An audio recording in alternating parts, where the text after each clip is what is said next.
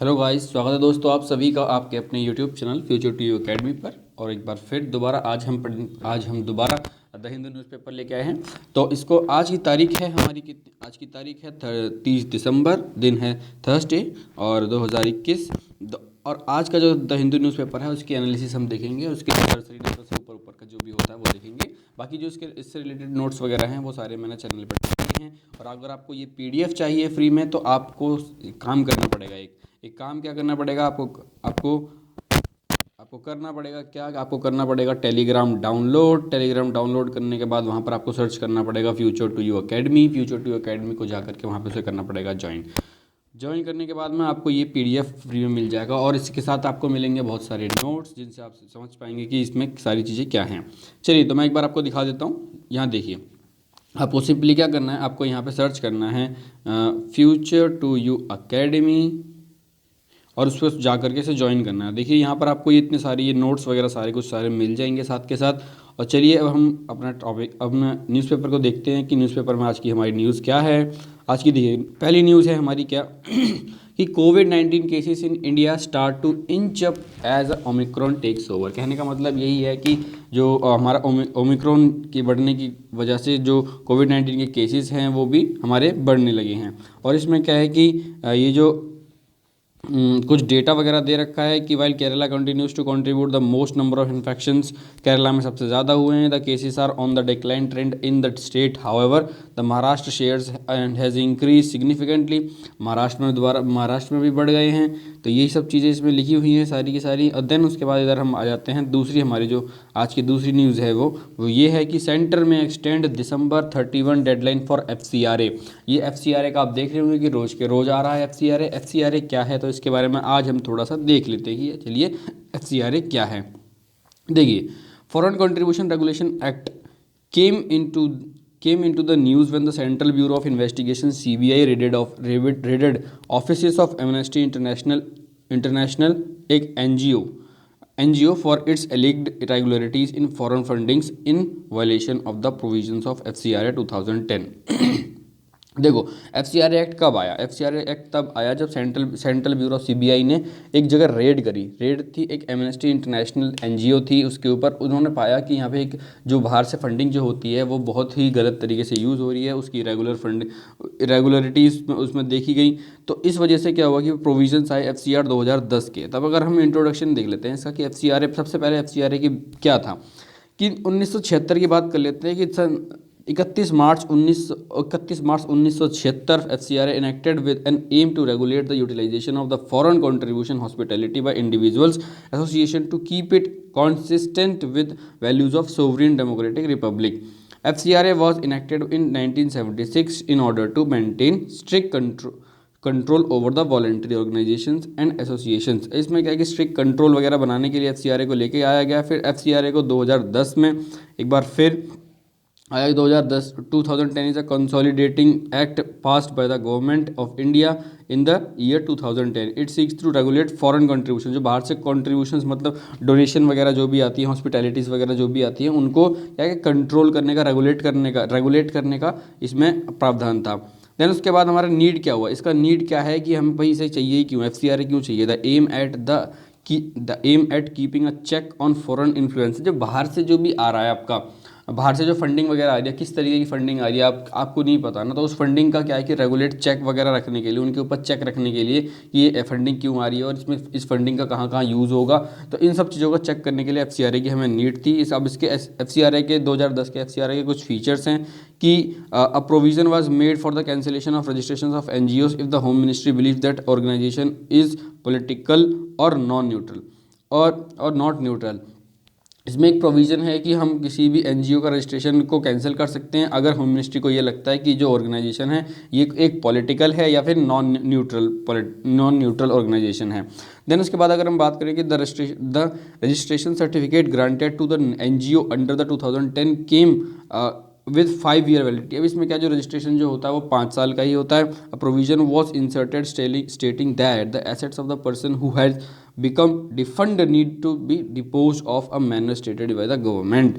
ठीक है। अब प्रोविज़न इसमें एक इंसर्ट किया गया है कि एक ऐसी एसेट्स जिसमें कि डिफंड जिस assets of the person who has become defunct, जो कि डिफंक्ट हो नीड हो गई, एसेट जो डिफंक्ट है जिसमें जिसका कोई फंक्शन नहीं कर रहे हैं ये लोग, need to dispose of it manner stated by the government, उसको डिपोज करना पड़ेगा। फिर ऐसे ही ये सारे प्रोविजंस आपको दे रखे हैं। देन उसके बाद who can accept the foreign contributions, इसमें ये सारी चीज़ें लिखी हुई हैं, तो इसको आप देख सकते हैं। चलिए, तो हम अपनी दूसरी न्यूज़ पे देखते हैं। अगर हम ऐसी सारे के सारे सबके नोट्स पढ़ते चले जाएंगे तो फिर ये वीडियो बहुत लंबी हो जाएगी और आप बोर हो जाएंगे। और अब चलिए, अब हम चलते हैं अगला। और हमारी जो उसके बाद अगली जो एक न्यूज़ है जो हमारे काम की है वो ये है कि Apple puts the Foxconn TN unit on probation. Apple ने क्या किया, अपनी जो फैक्सकॉन तमिलनाडु यूनिट जो है वो क्या है, उसको प्रोबेशन पे रख दिया, उसको चेक पे रख दिया है, उसको उसकी परख के लिए। इसमें क्या हुआ है कि Apple has place the Sri Perambudar facility of the iPhone assembler Foxconn on the probation after both companies found that, उसमें क्या है कि दोनों की दोनों कंपनियों में क्या हुआ कि वर्कर्स डॉर्मेटरी अकोमोडेशंस और डाइनिंग रूम्स जो उनकी जो थी उसको क्या है वो मीट नहीं कर रही थी, रिक्वायर्ड स्टैंडर्ड को मीट नहीं कर रही थी। इस वजह से क्या हो गया कि उसमें थोड़ा सा दिक्कत आई है। चलिए, तो फिर उसके बाद आगे हम चलते हैं कि इसमें क्या है। ये जो हमारी अगली न्यूज़ है कि Goa approves export for low grade iron ore decisions paves way for the resumption of mining that has been stalled in 2018। अब गोवा ने क्या किया कि जो लो ग्रेड आयरन और होता है उसको एक्सपोर्ट करने के लिए अप्रूवल दे दिया है। इसमें क्या है कि the decision paves way for the resumption of mining. अब इसमें क्या है, जो डिसीजन था कि उसमें रिजम्पशन ऑफ माइनिंग हुआ है जो कि स्टॉल्ड, जो कि सिंस 2018 से स्टॉल्ड पड़ा हुआ था। देन उसके बाद हम चलते हैं आगे। इस न्यूज़ इसमें यहाँ पर कुछ है नहीं हमारे पास पॉलिटिकल, इधर है। देखिए, इधर क्या है कि ये हमारे पास दो आर्टिकल्स आए हुए हैं। आज आपको आर्टिकल दो आर्टिकल ज़रूर पढ़ने हैं। एक है Haridwar hubris of hate must be stopped, a manic rationality is being seeded in Indian society with a hate filled words having the impact on the rights of all. कि हरिद्वार में अभी जो हिंदू संसद हुई थी, जो उसमें कुछ विवादित बयान दिए गए थे, उसके ऊपर उसके ऊपर ये जर्नलिस्ट ने लिखा है। तो इसको आपको पढ़ना है, इसमें सारी चीज़ें दे रखी हैं बहुत अच्छे से, तो आप इसको पढ़ें तो बहुत अच्छा होगा। और आपको ये PDF ज़रूर डाउनलोड करनी है। आपको उसके लिए क्या करना पड़ेगा, आप टेलीग्राम पे जाओ, टेलीग्राम पे आप लिखो, सर्च करिए फ्यूचर टू यू अकेडमी, वहाँ पर जाकर आपको उसको ज्वाइन करना है। ज्वाइन करने के बाद आपको ये PDF वहाँ पर ज़रूर मिलेगी। चलिए, तो ये इतना हो गया। देन उसके बाद यहाँ पे एक और बहुत ज़्यादा इंपॉर्टेंट जो आर्टिकल दिया हुआ है वो ये है कि far from the over, Israel is again violating the international norms and laws. Israel is again violating the international norms and laws with repeating strikes against Syria। Repeating strike जो Syria के, अब जो सीरिया के लिए जो उन्होंने क्या है कि इनका जो लताकिया पोर्ट जो है उस पर ट्यूसडे को जो भी स्ट्राइक वगैरह हुई है उसके लिए ये पूरा का पूरा दे रखा है। इसमें पूरी की पूरी चीज़ें सारी की सारी दे रखी हैं और इसमें क्या क्या होना चाहिए और क्या नहीं होना चाहिए सारा कुछ दे रखा है। आप एक बार इसको ज़रूर देखें। और उसके बाद हमारा जो आता है फिर ये efficiency myth of Aadhaar linking. मतलब लोग जो भी गवर्नमेंट को याद लगता है कि मिथ जो भी आधार से लिंकिंग की जो मिथ है वो एफिशिएंट है या नहीं है, तो इसके ऊपर में ये सारी चीज़ें हमको दे रखी हैं, यहाँ पर आप देख सकते हैं। और इसमें जो भी इंपॉर्टेंट नोट्स हो सकते हैं वो मैंने यहाँ पर डाल दिए हैं। आप इस पर क्लिक करेंगे तो ये आपके मनरेगा का पूरा खुल जाएगा। इसमें मनरेगा का दे रखा है। चलिए, देन उसके बाद आगे बात कर लेते हैं हम। जो इम्पोर्टेंट है हमारे लिए वो ये है कि petrol cost cut by 25 a litre in Jharkhand में जो पेट्रोल की कॉस्ट है वो 25 रुपये लीटर तक हो जाएगी। 25 रुपये लीटर से कम हो जाएगी। 25 रुपये लीटर जो है वो उतनी कम कर देंगे, 25 रुपये कम कर देंगे उस पर। देन उसके बाद Jharkhand chief minister Hemant Soren on Wednesday announce that petrol prices will be reduced by 25 a day 25 a litre for a two wheelers के लिए क्या है कि उन्होंने 25 रुपये लीटर कम कर दी है। और ये जो न्यू प्राइस जो होगी इफेक्टिव होंगे 26 जनवरी 2022 से। He was speaking to the reporters on the occasion of his government completing 2 years. उन्होंने उनकी जो गवर्नमेंट के 2 साल पूरे होने के बाद में उन्होंने जो अब वो जो जर्नलिस्ट के साथ में पत्रकारों के साथ बात कर रहे थे तो तब उन्होंने ये सब बोला। देन उसके बाद अगर हम बात करें कि the cash subsidy up to 250 a month और on purchase of fuel will be given to beneficiaries through direct bank control. अब इसमें क्या है, जो कैश सब्सिडी होगी ना वो सीधा डीबीटी मतलब डायरेक्ट बैंक ट्रांसफर में होगी। According to officials of Jharkhand government around 62 lakh people in the state will benefit. इससे क्या है, करीब 62 लाख लोग इसमें क्या करेंगे, इससे बेनिफिट होंगे। फिर है Nagaland firing army team visits मोन। जो नागालैंड की फायरिंग जो टीम है वो क्या है कि मोन डिस्ट्रिक्ट में जो नागालैंड फायरिंग, इसमें क्या है कि जो आर्मी टीम थी वो क्या है कि मोन डिस्ट्रिक्ट में जाकर के विजिट करती है, ये है। देन उसके बाद मिक्सिंग न्यूज़ विद, ये बहुत बहुत सबसे ज़्यादा इम्पॉर्टेंट बहुत ही प्यारा स्टेटमेंट दिया हुआ है हमारे ऑनरेबल एनवी जस्टिस सीजीआई जो chief justice of India NV Ramana ने, कि उन्होंने सीधा सिंपल शब्द में कहा है कि nothing can be more lethal to democracy than deadly combination of confrontational polity and competitive journalist. उन्होंने सीधा का सिंपल उन्होंने क्या है कि जब उनको एक अवार्ड दिया गया, एक अवार्ड उनको दिया गया रेडिंग अवार्ड के दौरान उन्होंने एक स्पीच में कहा कि कुछ nothing can be more lethal to democracy than deadly combination of confrontational polity and competitive journalism. अब इसमें क्या है, देन उसके बाद उन्होंने ये भी कहा कि जर्नलिस्ट आर लाइक जजेस in one sense regardless of ideology you profess and believes you hold dear you must do एक मिनट, यहाँ देखिए ये लिखा हुआ you must journalists are like judges in one sense regardless of the ideology you must profess and belief to hold dear you must do your duty without being influenced by them you must report only the facts with view to give a complete accurate picture। इसमें क्या एक complete accurate picture के लिए उन्होंने बोला है। Then उसके बाद उन्होंने ये भी कहा कि an issue that has gained prominence recently is linked to what called the attention economy in the hope of grabbing eyeballs the headline that are given for news reports are catchy but misleading।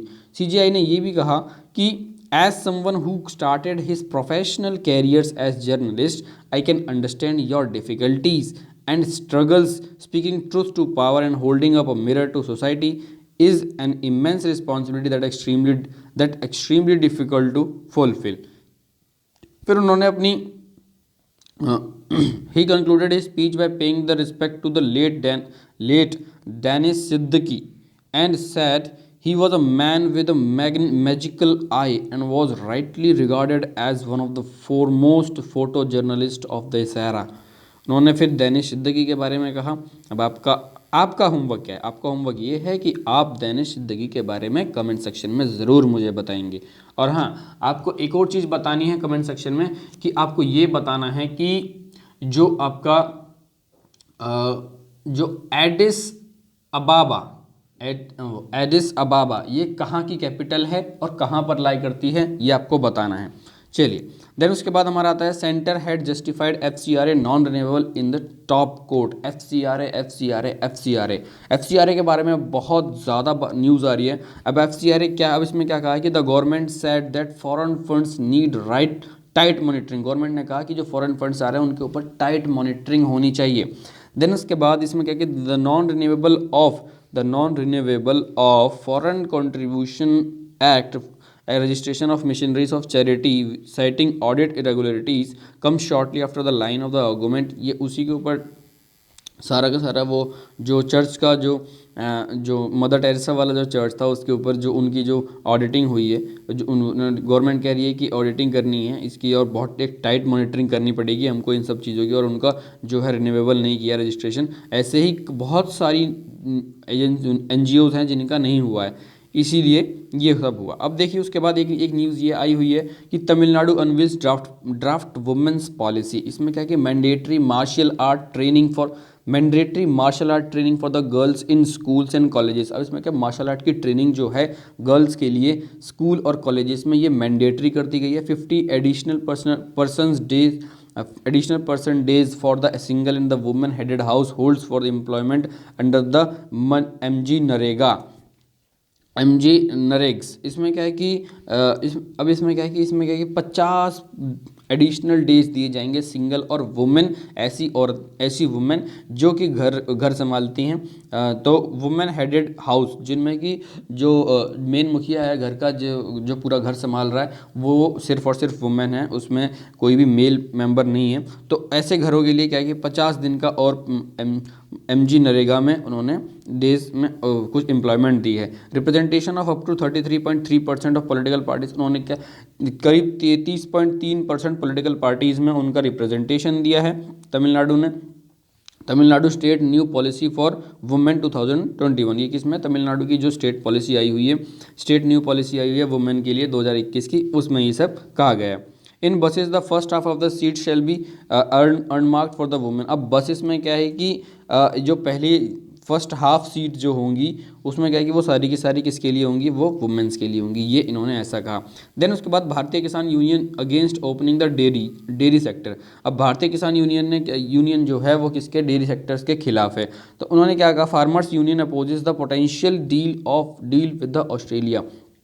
जो farmers union है उन्होंने potential deal जो है अपनी Australia के साथ में उसको क्या किया, उसको अपोज किया है। उन्होंने कहा Indian farmers will oppose the comprehensive economic cooperation agreement CECA between the India and Australia if it throws open to the country's dairy sector for the Australia dairy market। अब इसमें क्या है कि अब देखो इसमें मेनली हमें क्या करना है, इन्होंने अब अपोज तो कर दिया, अब हमें जानना होगा क्या कि CECA कॉपरेशन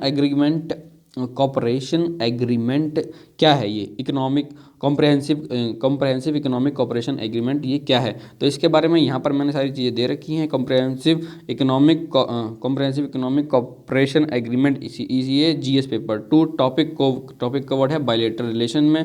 कंटेक्स्ट क्या है इसका, India and Australia and fast tracking negotiations regarding the bilateral comprehensive agreement CECA। Current affairs हैं, इंडिया ऑस्ट्रेलिया बायलैटरल ट्रेड के बारे में ये सारी की सारी चीज़ें दे रखी हैं इसमें।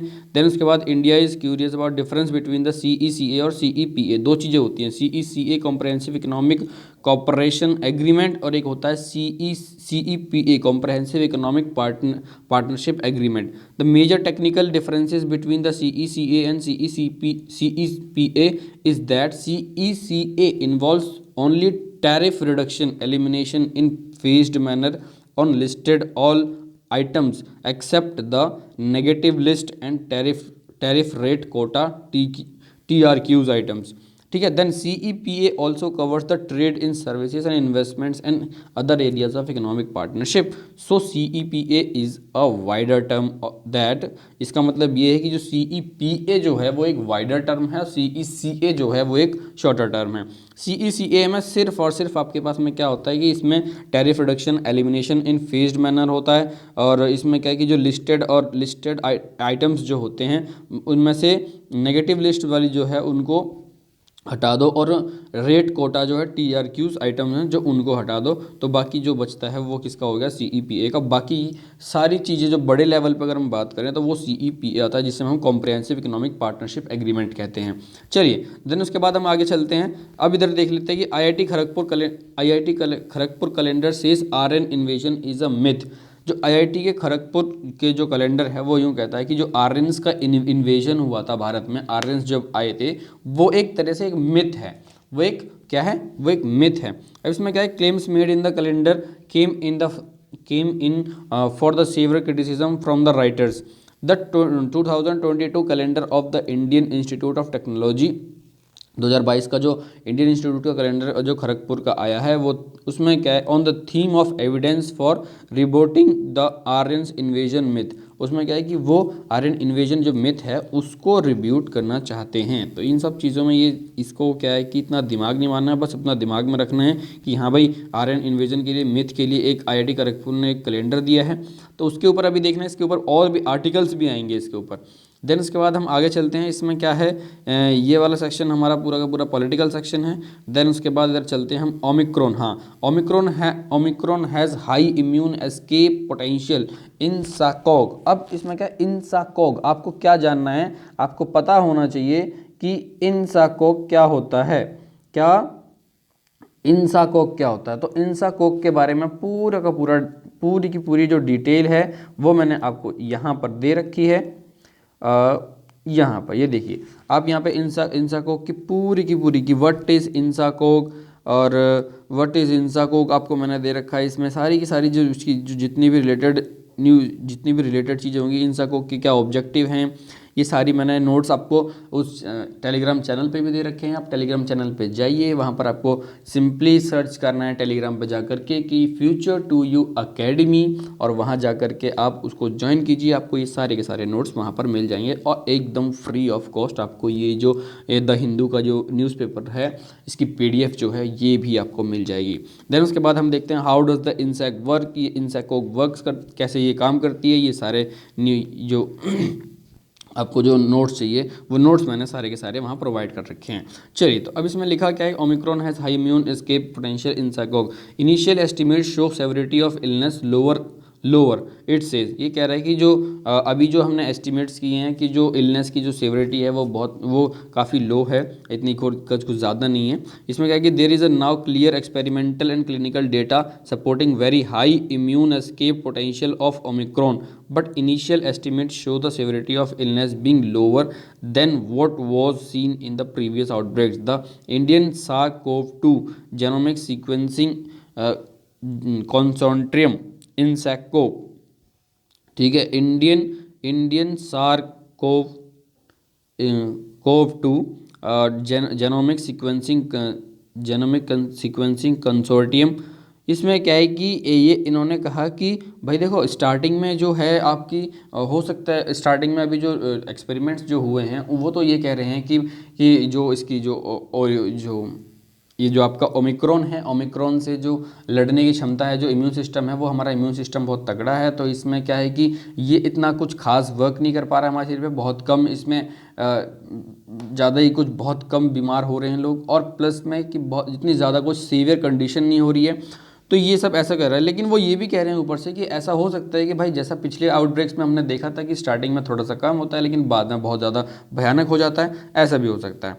इसमें क्या है कि रेस विद डेल्टा के बारे में दे रखा है, सर्विलियंस स्ट्रेटजी देखिएगा कि भाई किस तरीके से आपको इसको सर्विलियंस करना है। INSACOG report genomic surveillance across the country through sequencing of the samples.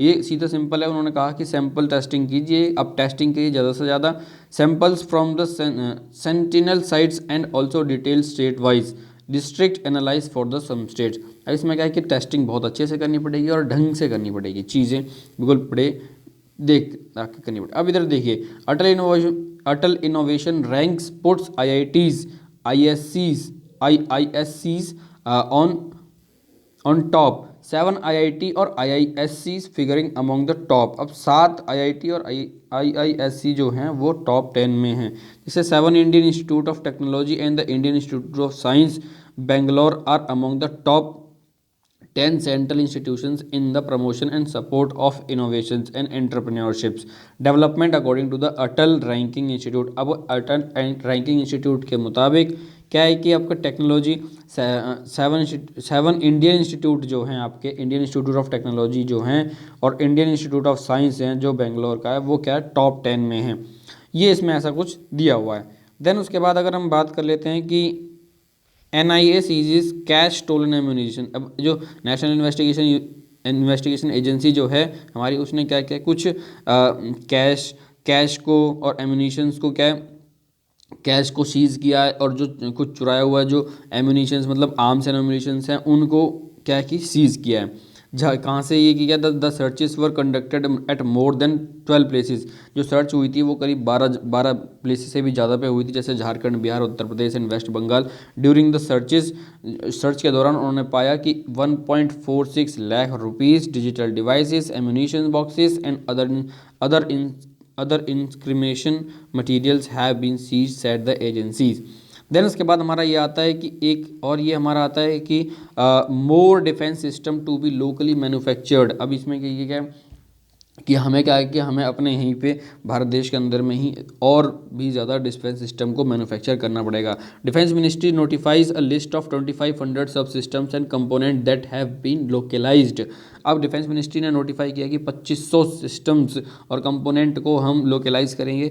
Following the two indigenous manufacturer list following the two indigenous manufacturing lists bearing import of 200 9 major platforms system. The Defense Ministry on Wednesday notifies a list of 2,500 systems and components that have been localized and another 351 imported items to be importance to be so substituted in the next 3 years. तब इसमें क्या है, ये सारा का सारा किसके बिहार पे होगा? This Atmanirbhar initiative will save forex exchange approximately equivalent to 3,000 crore every year. अब ये जो आत्मनिर्भर इनिशिएटिव जो है, इसके फॉरेक्स एक्सचेंज अप्रॉक्सीमेट को करीब करीब 3,000 करोड़ रुपए तक हमारे बचाएगा. ये स्टेटमेंट हमारी मिनिस्ट्री ने दी है. देन उसके बाद अगर हम बात कर लेते हैं, अगले पेज पे चलते हैं, तो यहाँ पर ये हमें WHO कह रहा है कि WHO अभी भी वार्न कर रहा है कि भाई WHO warns the Covid tsunami overwhelming health system. ये कह रहा है कि ये सुनामी आने वाली है और हेल्थ सिस्टम आपके सारे के सारे कोलैप्स हो जाएंगे, तो इस पर बहुत अच्छे ध्यान दीजिए. Global cases up by 11% after twin threats from the delta and Omicron variant. अब ग्लोबल केसेस दोबारा पूरे वर्ल्ड लेवल पे सारे केसेस, अब जो कोरोना के केसेस हैं वो बढ़ने लग गए हैं. अब यहाँ पर एक न्यूज़ है कि Hong Kong news outlet shuts down. अब जो हांगकांग का एक न्यूज़ आउटलेट है उसको क्या बंद कर दिया गया है, और चीफ एडिटर जो हैं उनके chief editor staff of stand news, जो कि स्टाफ स्टैंड न्यूज़ का जो है हेल्ड इन अर्ली मॉर्निंग, और अर्ली मॉर्निंग रेड में उनके साथ में मॉर्निंग में रेड की गई और उन सबको क्या किया, उनको on raid on office and homes, उनको सबको कैश बंद कर दिया रेड के दौरान. Then Hong Kong lost its second independent news. अब हांगकांग में क्या कि ये एक दूसरी इंडिपेंडेंट न्यूज़ एजेंसी थी जो कि इंडिपेंडेंटली काम करती थी, लेकिन इसका भी शट डाउन कर दिया गया है. तो आप देख सकते हैं कि वहाँ पर इंडिपेंडेंटली न्यूज़ भी नहीं, आप देख सकते हैं चाइना की बात चल रही है ये हांगकांग. देन उसके बाद अगर हम बात चल लेते हैं आगे, बैंक GPA में राइज टू 9.5% बाय सितंबर. अब बैंक का जो GNPA बैंक का जो GNPA है वो 9.5% से बढ़ जाएगा सितंबर तक. ठीक है, by September. Governor flags inflation concerns in report, seek supply side measures to contain food energy prices. अब इसमें तो आपको देखो, इसमें मेनली आपको क्या करना है, GNPA के बारे में आपको पता होना चाहिए. GNPA तब पता लगेगा जब NPA पता होगा. तो मैंने आपके लिए NPA के सारे नोट्स यहाँ पे डाल दिए हैं. NPA को मैंने बता दिया है क्या होता है कि when a person delays the payment of loan or an amount which was due on him through the delay in the payment in either interest or installment or principal amount, that particular loans or amount is termed as non-performing asset. देखो, मान लो किसी ने लिया उधार लेने के बाद में अब वो क्या है कि वो इस टाइम से पैसे नहीं दे पा रहा है, या फिर उसकी कंडीशन बहुत ख़राब हो चुकी है, वो पैसे नहीं दे पा रहा है, और वो हमें दिख रहा है कि वो दे भी नहीं पाएगा. तो तो उसमें क्या होता है कि वो जो हमें क्या है कि हमने अपना पैसा तो दिया था कि भाई वो कुछ परफॉर्म करेगा, हमें कुछ पैसे ला के देगा, लेकिन पैसे नहीं दिए उसने. तो इसको ऐसे जो परफॉर्मिंग एसेट्स होते हैं उनको हम बोलते हैं नॉन परफॉर्मिंग एसेट्स. उनका कोई वो कुछ नहीं कर सकते. अब GNPA इसलिए बोल रहा है क्योंकि बड़े लेवल पे जब ग्रॉस हो जाता है, ऐड कर लेते हैं हम उसको, तो तब उसको हम GNPA बोल देते हैं. देन उसके बाद इधर हम बात कर लेते हैं, गवर्नमेंट में find it hard to meet fiscal deficit target. Government fiscal deficit target जो है हमारा, उसको अचीव करना बहुत ही मुश्किल पड़ेगा गवर्नमेंट को. Gross borrowing to the stay elevated. Government कह रही, वो RBI कह रही है कि जो ग्रॉस बोरोइंग है वो बढ़ती अभी भी जा रही हैं. देन इसके बाद देखिए, अब आपको इसमें क्या फिजिकल डेफिसिट, आपको पता होना चाहिए कि फिजिकल डेफिसिट क्या होता है. आपको पता होना चाहिए क्या कि फिजिकल डेफिसिट क्या होता है. तो इस फिजिकल डेफिसिट के लिए मैंने आपको ये पूरा का पूरा, इसमें जो फिजिकल डेफिसिट से रिलेटेड जितना भी नोट्स वगैरह हो सकते हैं, ये मैंने सारे के सारे यहाँ पे प्रोवाइड कर रखे हैं. चलिए, तो अब इसके बाद हम आगे देखते हैं कि क्या है हमारे पास न्यूज़. हमारे पास अगली न्यूज़ है कि Bajaj auto to invest 300 crore in EV units. EV मतलब आपका इलेक्ट्रिक व्हीकल्स में. ठीक है, बजाज जो ऑटो है वो करीब 300 करोड़ रुपए अब क्या है इलेक्ट्रॉनिक व्हीकल्स को बनाएगा, इलेक्ट्रिक व्हीकल्स को बनाएगा, उसमें ये इन्वेस्ट करने वाली है कंपनी. देन उसके बाद OCI buying properties don't need RBI nod. OCI मतलब ओवर द सी जो हैं आपके, RBI की मैंने साफ बोला कि the RBI Bank of India, the Reserve Bank of India has clarified that overseas citizens of India जो हैं उनको do not require approval for the purchase और transfer of immovable property in India. अब क्या है कि उनको कोई भी भाई साहब क्लैरिफिकेशन नहीं चाहिए, डू नॉट रिक्वायर, उनको कोई अप्रूवल नहीं चाहिए परचेज करने के लिए कि इमूवेबल प्रॉपर्टी के लिए। तो ये साफ आरबीआई ने कह दिया है। देन उसके बाद एक स्टेटमेंट में आरबीआई ने ये भी कहा, it's had received several queries based on reports of Supreme Court judgement. It is hereby declarified that the judgement dated February 26, 2021 in civil appeal 9546 of 2010 was related to the provision of the FER। इसमें के सारी चीज़ें appeal के बारे में लिखा हुआ है। देन उसके बाद अगर हम बात कर लेते हैं यहाँ पर कि ओमिक्रॉन स्केयर में hit the hotel booking in the January March. अब ये ओमिक्रॉन का जो डर है वो क्या है कि जो होटल की जो बुकिंग होती है जनवरी से लेकर मार्च तक में ये क्या कर सकती है, अफेक्ट कर सकती है। कि कहने का मतलब है कि हो सकता है कि बुकिंग जो है वो कम आए होटल्स में। देन उसके बाद ये है कि Amara Raja set to invest the €10 million in the electric vehicle battery firms. अब याद रखिए कि अब आने वाले समय में इलेक्ट्रिक व्हीकल्स का बहुत ही ज़्यादा प्रचलन होने वाला है और इलेक्ट्रिक व्हीकल्स ही चलेंगी, क्यों, और चलना भी चाहिए क्योंकि ये क्लाइमेट के लिए ठीक है। देन उसके बाद अगर हम आगे बात इसमें देख लेते हैं कि Europe innovate makes lithium ion cells. अब यूरोप की जो इनोवेट वो उन्होंने लिथियम आयन सेल्स को बनाया है। तो ये $10 मिलियन यूरो इन्वेस्ट करने वाले हैं। देन इसके बाद ये हमारा जाता है स्पोर्ट्स सेक्शन में हमें इतना कुछ पढ़ना नहीं है। देन उसके बाद ये मैगजीन वाला आ जाता है। इसमें आपको देखो इसमें क्या चीज़ें पढ़नी होती हैं, आपको इसमें बहुत सी इसमें जो चीज़ें पढ़नी होती हैं आप ध्यान रखना।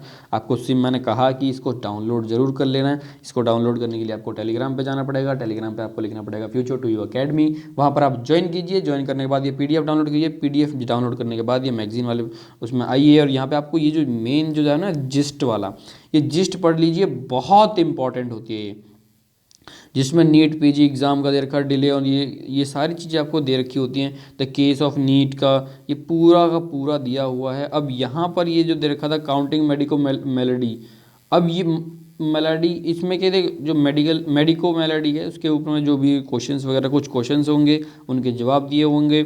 फिर डिस्प्यूट ओवर द बेलागावी, अब ये डिस्प्यूट इसके ऊपर जो होगा उसके देखिए उसके बारे में पूरी की पूरी कमीशन वगैरह सब कुछ दे रखा होगा। अब विक्ट्री ऑफ डेयरी सेक्टर, अब देखो विक्ट्री ऑफ डेयरी सेक्टर के बारे में दे दिया यहाँ पे।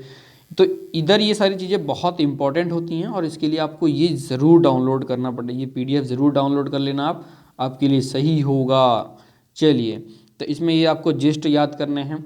तो देखिए अगर दोस्तों अब यहाँ तक अगर आपको ये वीडियो अच्छी लगी और आप यहाँ तक आए हो तो मतलब आपको कुछ ना कुछ मिला ही होगा।